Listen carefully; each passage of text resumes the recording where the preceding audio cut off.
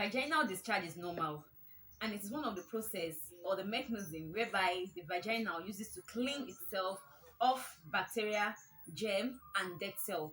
So if you come around having vaginal discharge, it is normal, like I said, and so you shouldn't be worried if does not cause irritation, if it doesn't cause burning, if it doesn't cause any pain, and so far is not in excess. In this video today, I'll be discussing what is a normal vaginal discharge and what is abnormal, and what are the things that might actually cause abnormal vaginal discharge. So stay tuned to find out on this channel.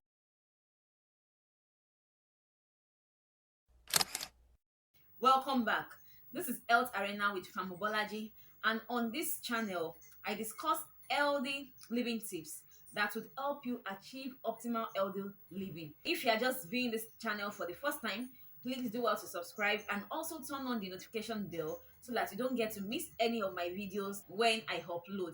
And to my returning subscriber, thank you for always watching my video. Before I go on to discuss the different types of vaginal discharge that we might have, I would want to look at what a normal vaginal discharge is. What are the characteristics of a normal vaginal discharge? Now, a normal vaginal discharge is clear, white, or milky in nature. That means if you put your hand in your vagina and you bring it out, it shouldn't have any color. It shouldn't have any coloration. The color must not be different from anything apart from white. If it is not white, then you should know that something is definitely wrong. And at the same time, a normal vaginal discharge should have a pleasant scent with no foul smell. That means if you perceive it, it mustn't have any odor.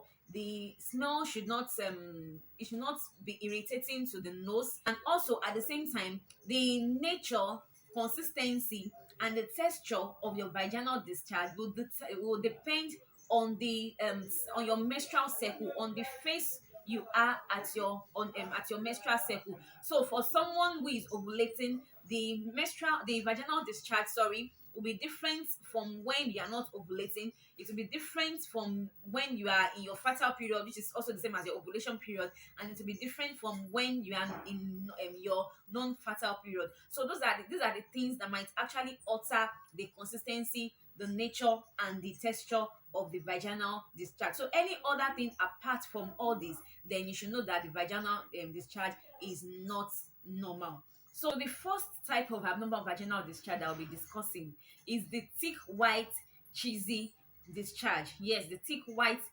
cottage cheese. And in this type of discharge, it is always white and it is always like in lumps. And that's why we call it cottage cheese. That means it's always cloggy. It's always occur in clumps. It's not like the normal vaginal discharge that might be free flowing in nature. And so when you have this type of vaginal discharge coming out from your vagina, then you should note this indicates the presence of vaginal yeast infection, which is also known as vaginal candidiasis.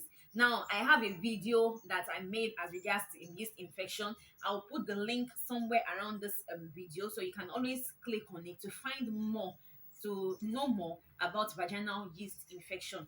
Now, so like I said, this type of vaginal discharge always come with itching in the of the vaginal area or even the vulvar area.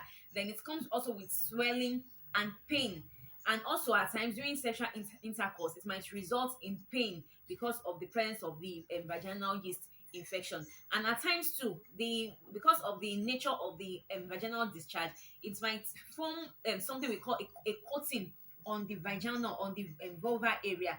And so when you wash, this coating might not go off until the appropriate treatment is actually gotten. So this is the first type of vaginal discharge that we have, which is the thick, white, cheesy discharge. So the second type of vaginal discharge that we have is the gray discharge with fishy odor.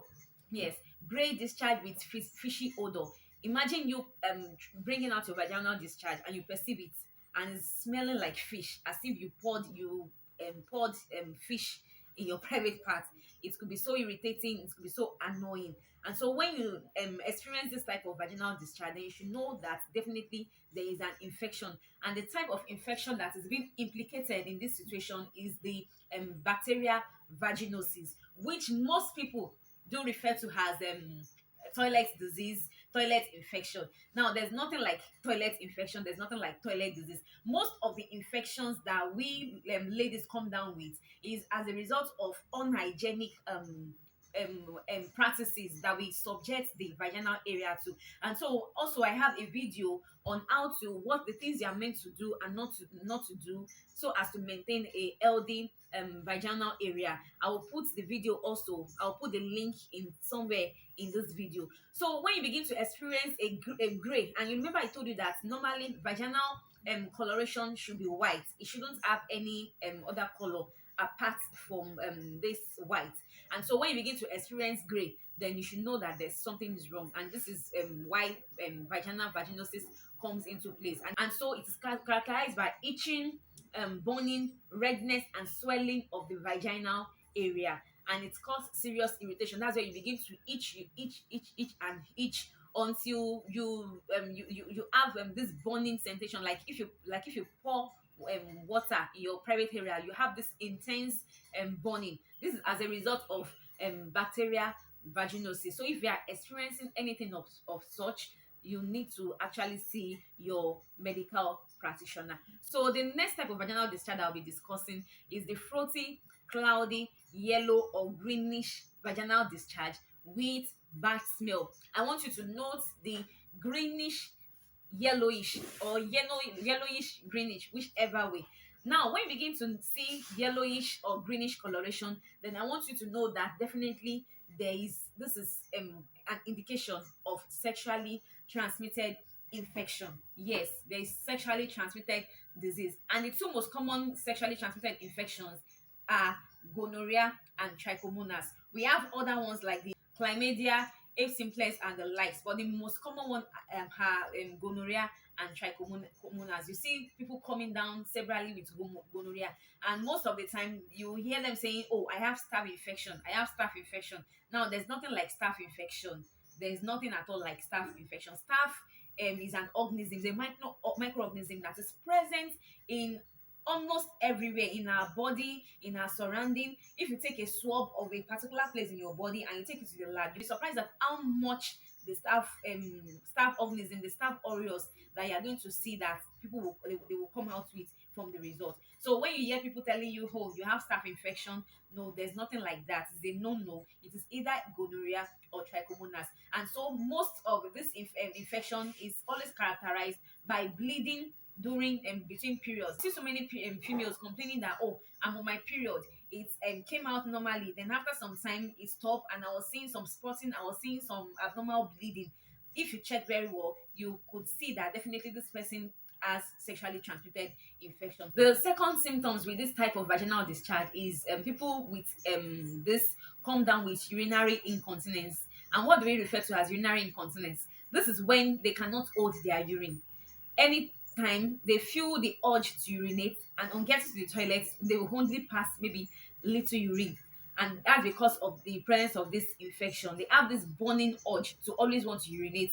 And when they go there, urine does not come out. They can't hold their urine. Or some, even before they even get to the toilet, the urine is out. So these people should need to be checked for sexually transmitted disease. Also, they feel pain at the lower parts of their abdomen, which we call the pelvic region. You see so many ladies complain that, "Oh, when if I want to urinate, I do have this lower abdominal pain. It's always there, consistent. It's always so intense and all." This type of people should be checked for sexually transmitted disease. And so, if you are actually experiencing any of those symptoms, then you need to go and see your medical practitioners to get treated as soon as possible, because sexually transmitted can actually affect the reproductive system and can lead to infertility. So try as much as possible to get tested, to get treated when you experience yellow or greenish discharge with bad smell. So another type of discharge that is common is the bloody or brown discharge. When you begin to see people come down or people begin to complain, oh, my discharge is brown, it is bloody, it is this, it is that, then this could be as a result of irregular menstrual cycle or the presence of cervical or endometrial cancer. Yes, when people have cervical or endometrial cancer, this can cause brown or bloody discharge, and so adequate measures also should be taken so as to prevent this or to treat this. One type of discharge that I'll be discussing today is the pink discharge. So the people that do experience this type of discharge is women that have just delivered, and like I said, like this one is normal. So it only comes out for few days to clean off the system and for the normal the body to be restored to normal. And we refer to this type of discharge as lochia, and it actually occurs as a result of the shedding of the uterine wall after childbirth. If you've not given birth, or if you have not just given birth and you are experiencing a pink discharge, then you should know that something is wrong.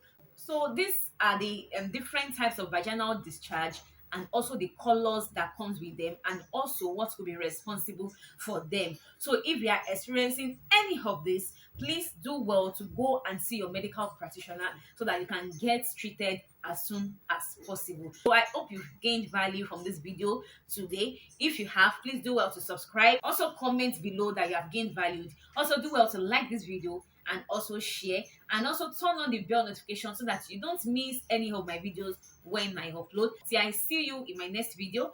Do well to stay healthy, live healthy, and be healthy. Ciao.